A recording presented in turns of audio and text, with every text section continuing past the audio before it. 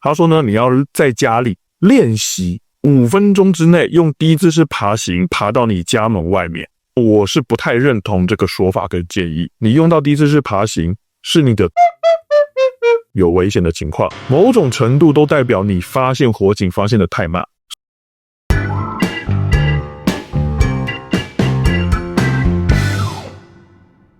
Hello， 大家好，我是93先生，很高兴你继续收听这个频道，让你朝安全又迈向一步。嗨，我是晶晶，大家晚安。晚安。我今天想来跟大家谈一个在火场求生当中一个应变技巧，就是叫做低姿势爬行。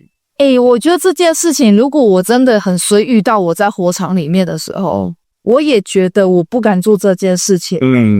所以我觉得呢，其实像刚刚你讲到了一个问题啊，低姿势爬行到底什么时候才需要使用？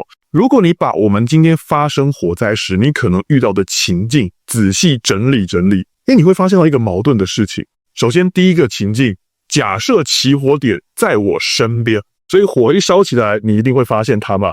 那当你发现到火烧起来的时候，你一定就是赶快逃离现场。所以这个时候你会需要用爬行的方式逃离现场吗？不会啊，脚底抹油赶快逃。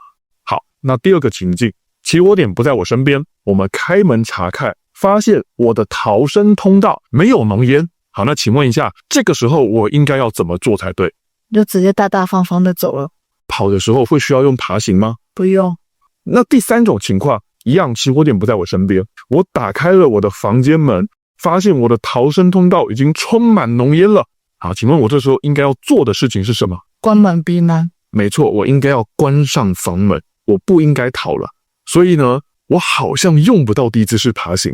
其实呢，低姿势爬行的真正使用时机是这样子的，起火点不在我身边，而当我打开房门的时候，发现我的逃生通道浓烟密布，我本来这时候应该要关门避难，但是很抱歉，我发现我所在的房间是不适合关门避难的环境，所以这时我必须要使用低姿势爬行，爬到离我最近的安全房间去做躲避。这个就是低姿势爬行的真正使用时机了。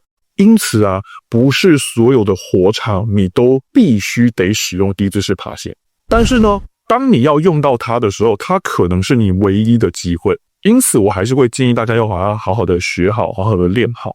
之前我也曾经听过有人讲过一个说法，他说呢，你要在家里练习5分钟之内用低姿势爬行爬到你家门外面。实际上呢，我是不太认同这个说法跟建议，因为呢，你用到低姿势爬行是你的通道已经有烟有危险的情况，某种程度都代表你发现火警发现的太慢，所以这个时候你还要设法就是爬到出口，危险性太高。我们刚才也提到了，你今天爬行的目的地不是出口，而是离你最近的安全房间。当然你说我今天房间的位置还是离这个家门口出口呢非常近，那说不定大门出口的确是离你最近的安全出口但是这不一定。我们把这个一些情境跟大家常常会误解的事情厘清完之后，我们简单的说明一下爬行要诀。首先呢，爬行趴在地上，简单描述就叫做跪拜，跪在地上朝前膜拜的动作。第一个，你的呼吸用的口鼻一定要放低，才不会吸到大量的有毒气体，绝对不要抬头。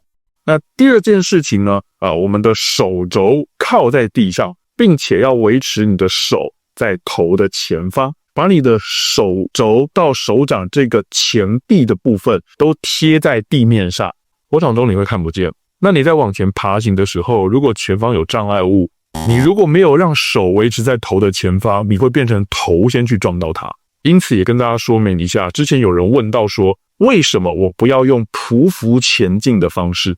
可是头会在手的前面没错，你用匍匐前进，你很难维持手在头的前面。我们第三个要领就是双膝跪地，采取高跪姿，就是你的屁股不要去坐在你的脚跟上面。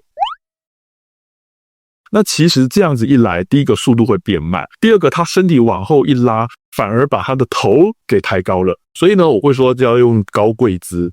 最后一个要领啊，就是呢要靠墙前进。原则上我们要靠着墙壁，你才不会迷路。因为呢，你要去找到离你最近的安全房间，那各位都晓得，这个门一定长在墙壁上面，这个门不会无缘无故出现在房间的中间，对不对？所以你靠着墙壁，你才有机会摸到门，但是它不会所有状况下都适用，有很多例外的情形，其实你是不需要靠墙壁。那什么例外状况？这个我们下周跟大家回答一些低姿势爬行可能遇到的问题时，再来跟大家做分享。所以呢，我想呢，我们今天这个礼拜先跟大家介绍一下低姿势爬行的初阶入门。